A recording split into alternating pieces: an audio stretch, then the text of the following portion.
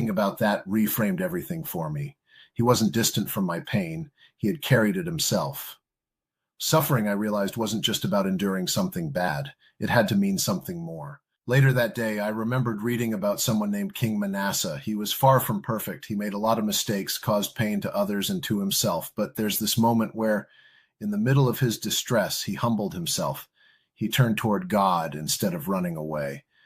That stayed with me as I reflected. Maybe suffering isn't meant to drive us into hopelessness. Maybe it's meant to pull us closer, to make us turn towards something bigger than ourselves.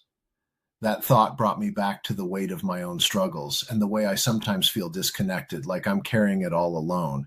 But maybe that's the point. Maybe suffering reminds us that we weren't made to carry it alone. And not only does it remind us of our need for God, but it also strengthens our ability to connect with others. I read once that the experience of God comforting us through hardship equips us to comfort others in return.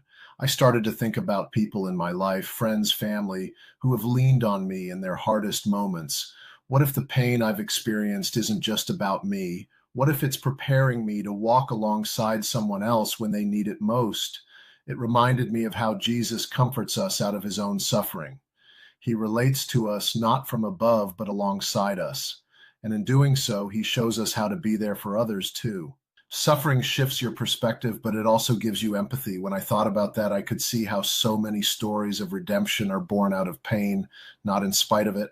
I remembered reading about a couple who experienced a deep tragedy, but instead of being crushed by it, they used it to create a new ministry, a way to comfort others who found themselves in the same difficult place.